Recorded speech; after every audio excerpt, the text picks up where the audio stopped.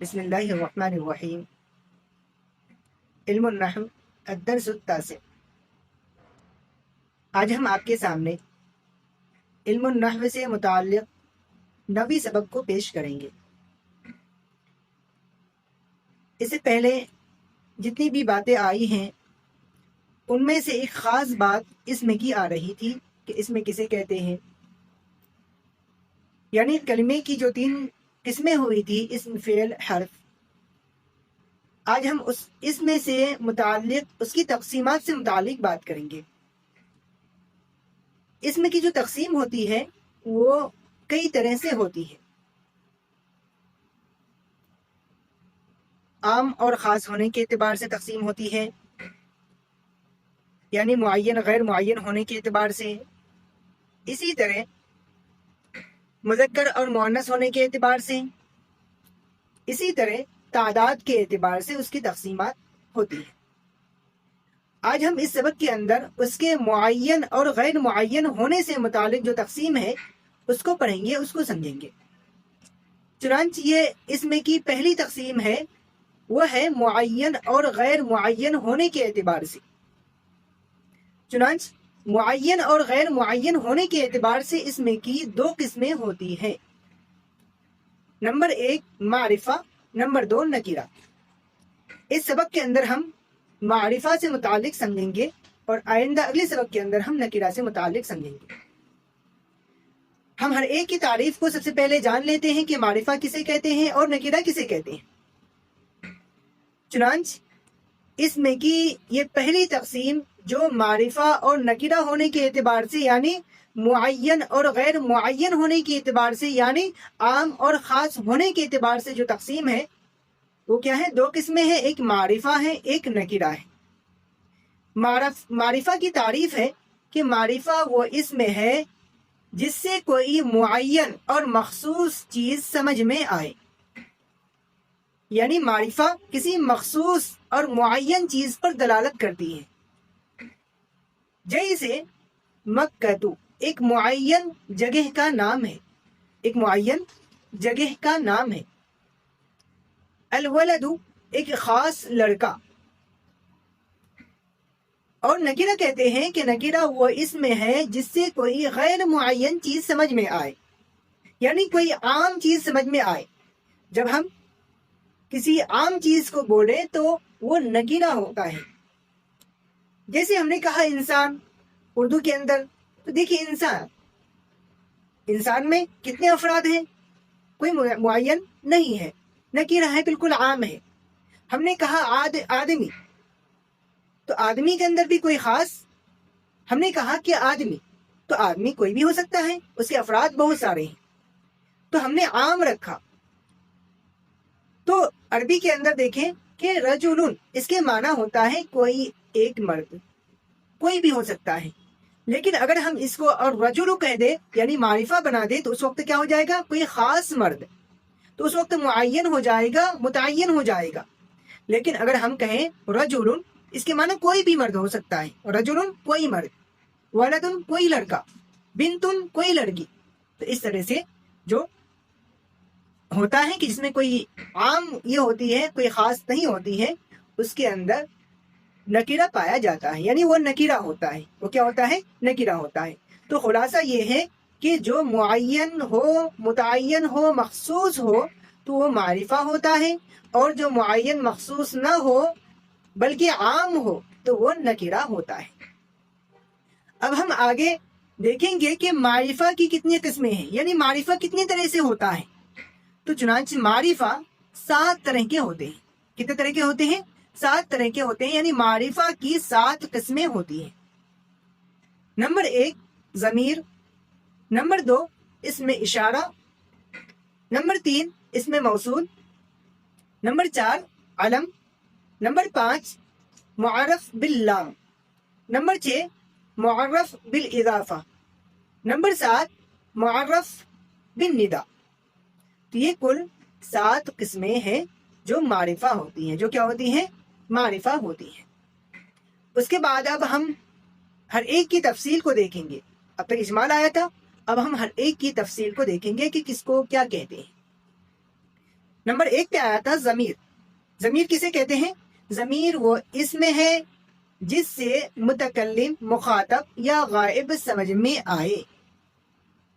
یعنی جو متکلم پر دلالت کرے یا مخاطب پر دلالت کرے یا غائب پر دلالت کرے اسے ضمیر کہتے ہیں.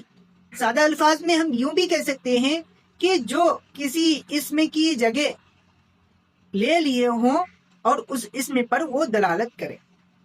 جو کسی اسم کی جگہ لے لیے ہوں اور وہ اس اسم پر دلالت کرے. جیسا کہ اردو کے اندر میں اپنے آپ پر دلالت ہو رہی ہے، تم سامنے والے پر دلالت ہو رہی ہے، وہ جو موجود نہیں ہے اس پر دلالت ہو رہی ہے. تو تم سامنے جو ہے آپ کے بھی کچھ نام ہوں گے، وہ جو جس کی طرف اشارہ ہم کر رہے ہیں اس کے بھی کچھ نہ کچھ نام ہوں گے، اس میں ہوں گے. میرے بھی کچھ نہ کچھ نام ہوں گے، لیکن ہم نے میں، تم یا وہ جو استعمال کیا وہ ہمارے نام کی جگہ لے لیا، جس سے ہماری طرف دلالت ہو رہی ہے. میں سے میری طرف، تم سے آپ کی طرف، اور وہ سے جو موجود نہیں ہے اس کی طرف اشارہ ہو رہی ہے، دلالت ہو رہی ہے. تو اس کو کیا کہتے ہیں؟ ضمیر کہتے ہیں. جیسے یہاں پہ دیکھیں انا، انا کے معنی میں، میرا ایک نام ہے لیکن میں اپنے نام نہ بول کر کے میں کہہ رہا ہوں انا میں، تو مجھ پر دلالت ہو رہی ہے. انتا، آپ کے کوئی نام ہے لیکن ہم کہیں تم، تو آپ پر دلالت ہو رہی ہے.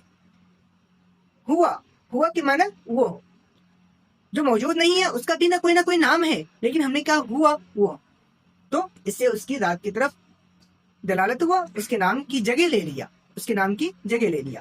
تو اسے کیا کہتے ہیں؟ ضمیر کہتے ہیں. نمبر 2 اس میں اشارہ. اس میں اشارہ بھی کیا ہوتے ہیں؟ معرفہ ہوتے ہیں. کیوں؟ اس لیے کہ یہ بھی خاص ہوتے ہیں، عام نہیں ہوتے ہیں. چنانچہ اس میں اشارہ کسے کہتے ہیں؟ اس میں اشارہ وہ اسم ہے جس سے کسی چیز کی طرف اشارہ کیا جائے. یعنی وہ الفاظ اس میں اشارہ ہوتے ہیں، اسماء اشارہ ہوتے ہیں کہ جن کے ذریعے سے کسی بھی چیز کی طرف کیا کی جاتی ہے؟ اشارہ کی جاتی ہے. اس کے ذریعے سے کسی چیز کی طرف کیا کی جاتی ہے؟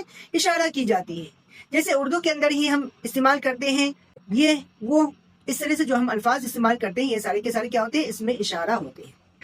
عربی کے اندر دیکھیں ھذا رجل، رجل کیا ہے؟ ایک اسم ہے، اس کے معنی ہوتا ہے کوئی آدمی. ھذا کے معنی ہوتا ہے یہ. ہم نے سامنے کسی انسان کو دیکھا اور اس کو کہا ھذا رجل، یہ ایک مرد ہے، یہ ایک آدمی ہے. تو دیکھیے ھذا اس کی طرف اشارہ کر رہا ہے، خاص کر رہا ہے. رجل کے معنی کوئی بھی ہو سکتا ہے، کوئی بھی مرد ہو سکتا ہے، کوئی بھی انسان، یعنی مرد کوئی آدمی ہو سکتا ہے. لیکن ہم نے کہا ھذا، اس سے اشارہ ہونے کی وجہ سے وہ خاص ہو گیا، معرفہ ہو گیا. تو ھذا یہ کیا ہے؟ اس میں اشارہ ہے، یہ بھی معرفہ ہوتے ہیں، نکرہ نہیں ہوتے ہیں.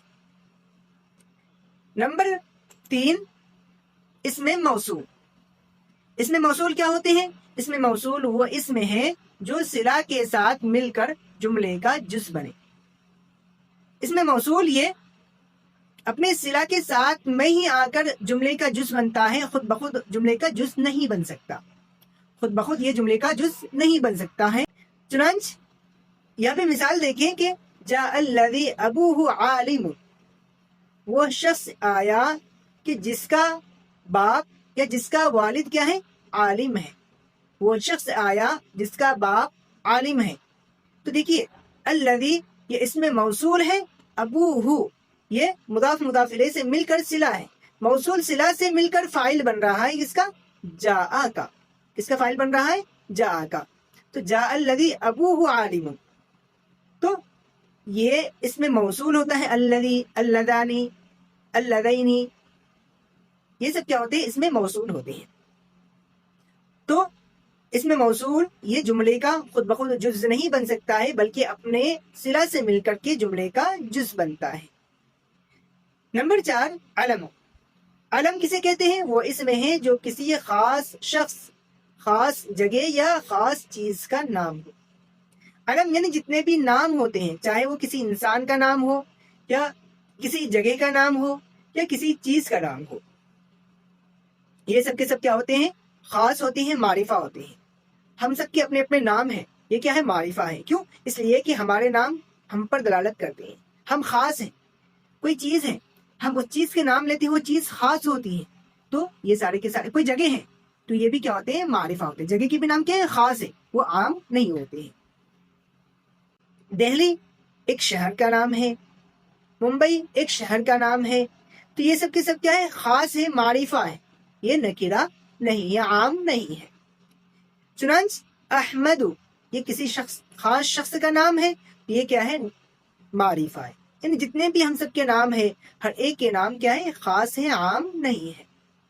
مکہ تو ایک جگہ کا نام ہے، خاص ہے. زمزم ایک چیز کا نام ہے، پانی کا نام ہے، لہذا یہ بھی کیا ہے؟ خاص ہے، عام نہیں ہے. تو علم یعنی جتنے بھی اسماء ہوتے ہیں، علم ہوتے ہیں، نام ہوتے ہیں، سب کے سب کیا ہوتے ہیں؟ معرفہ ہوتے ہیں، نکرہ نہیں ہوتے ہیں. اس کے بعد دیکھیں معرف باللام. معرف باللام کسے کہتے ہیں؟ وہ اسم ہے جس میں الف لام لگا کر اسے معرفہ یعنی خاص بنایا گیا ہو. جیسے الرجل، دیکھیے کوئی بھی نکرہ ہے، اگر ہم اس پر الف لام لگا دیں، الف لام داخل کر دیں، تو اس کو کہتے ہیں معرف باللہ، یعنی الف لام کے ذریعے سے معرفہ بنا لینا، خاص کر لینا، معرفہ بنا لینا، خاص کر لینا. تو جو بھی نکرہ ایسا ہو کہ اس پر الف لام آ جائے تو اس کو الف لام کی وجہ سے معرفہ بنا لیا جاتا ہے، معرفہ ہو جاتا ہے. وہ الف لام کا کام ہی ہے اس کو خاص کرنا. جیسے رجلن، اس کے معنی ہے کوئی بھی آدمی. رجلن کے معنی کیا ہے؟ کوئی بھی آدمی. لیکن ہم نے کیا کہا؟ اور رجل اس کے معنی ہوگا کوئی خاص آدمی، کوئی خاص آدمی. ولدن کوئی لڑکا، عام ہے. ہم نے کہا الولد ایک خاص لڑکا. تو الف لام کے ذریعے سے کیا کیا جاتا ہے؟ نکرہ کو معرفہ بنایا جاتا ہے. الف لام کے ذریعے سے نکرہ کو کیا کیا جاتا ہے؟ معرفہ بنایا جاتا ہے. معرف بالاضافہ کسے کہتے ہیں؟ وہ اسم ہے جو معرفہ کی مذکورہ بالا پانچوں قسموں میں سے کسی ایک کی طرف مضاف ہو. یعنی اب تک جو 5 قسمیں گزری ہیں ان میں سے کسی کی طرف اگر اضافت ہو تو وہ بھی معرفہ ہوتا ہے. وہ بھی کیا ہوتا ہے؟ معرفہ ہوتا ہے. یعنی مضاف تو نکرہ ہو لیکن وہ مضاف الیہ وہ کیا ہو؟ معرفہ ہو. اور وہ مضاف الیہ کیا ہو؟ ان میں سے کوئی بھی ہو، 5 میں سے کوئی بھی ہو. چاہے تو وہ کیا ہو؟ ضمیر ہو، چاہے تو اس میں اشارہ ہو، چاہے تو اس میں موصول ہو، چاہے تو وہ علم یعنی نام ہو، چاہے تو وہ معرف باللام ہو. اگر ان کی طرف اضافت ہوتی ہے تو اس صورت میں بھی وہ معرفہ ہوں گے، نکرہ نہیں ہوں گے. چنانچہ یہاں پہ مثال کے اندر دیکھیں کتابہ، کتابن یہ کیا ہے؟ نکرہ ہے، کوئی کتاب. لیکن ہو ضمیر کیا ہے؟ معرفہ ہے، ضمیر معرفہ میں آ گیا. تو ہو ضمیر یہ ضمیر ہے، معرفہ ہے. تو کتابہ اس کی کتاب یہ کیا ہو گیا؟ خاص ہو گیا، عام نہیں رہا. کتابن پہلے عام تھا لیکن ہم نے کہا اس کی کتاب یا میری کتاب یا آپ کی کتاب، تو دیکھیے کتاب خاص ہو گیا، عام نہیں رہا. کتاب ھذا اس کی کتاب، کتاب ذالک اس کی کتاب، تو دیکھیے یہ بھی کیا ہو گیا؟ خاص ہو گیا، عام نہیں رہا.